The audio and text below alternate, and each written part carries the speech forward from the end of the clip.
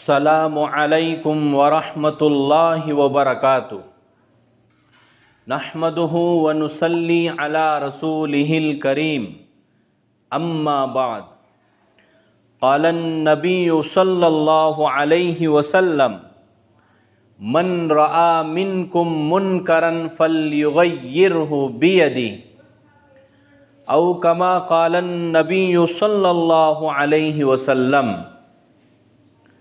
محترم حضرات، آج کا سبق منکرات کی روک تھام۔ معاشرے میں برائیاں جو پھیل رہی ہیں، ان برائیوں کی روک تھام کرنا یہ ہماری ذمہ داری ہے۔ تو ان برائیوں میں سے، گناہوں میں سے یہ ایک بڑا گناہ ہے اسراف و فضول خرچی کرنا۔ قرآن پاک کے اندر اللہ تبارک و تعالیٰ کا ارشاد ہے کہ اسراف و فضول خرچی مت کرو، کیونکہ اللہ تعالیٰ فضول خرچی کرنے والوں کو پسند نہیں کرتا۔ تو بزرگوں، معاشرے میں یہ برائی حد درجہ بڑھی ہوئی ہے۔ چھوٹی چھوٹی چیزوں کے اندر، چھوٹے خرچ کے اندر جو کام آسانی کے ساتھ ہوتا ہے، آج ہم نے اسی کام کو اتنا بڑا کر کے پیش کرتے ہیں، چھوٹے کام کو اتنا ہائی لائٹ کر کے، اتنا ڈسپلے کر کے معاشرے کے سامنے پیش کیا جاتا ہے، اور اپنی زندگی کا بہترین سرمایہ، کمایا ہوا پیسہ روپیہ سارے کا سارا وہاں لگا دیتے ہیں، خرچ کرتے ہیں۔ تو بزرگوں، یہ چیز غلط ہے۔ شریعت کے اندر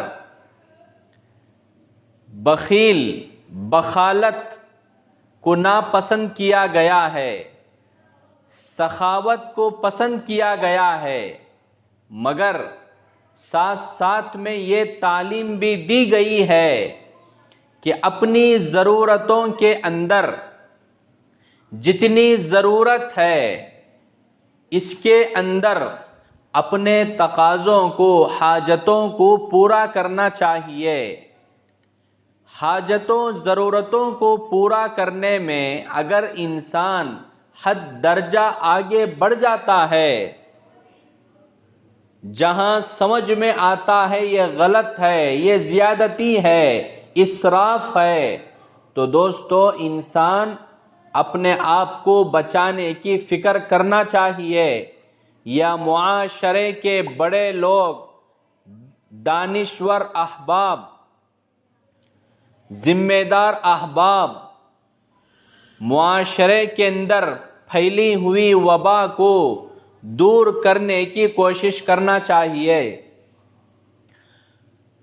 قرآن پاک کے اندر اللہ تبارک و تعالیٰ فرماتے ہیں، ان المبذرین کانوا اخوان الشیاطین، فضول خرچی کرنے والے، اسراف کرنے والے یہ شیاطین کے بھائی ہیں۔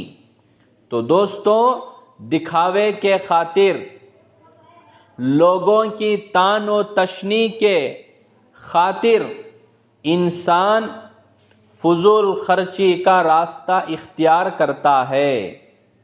انسان کو صرف اللہ اور اس کے رسول صلی اللہ علیہ وسلم کے بتائے ہوئے راستے پر چلنا چاہیے۔ دعا ہے اللہ پاک سنی ہوئی باتوں پر عمل کرنے کی توفیق عطا فرمائے۔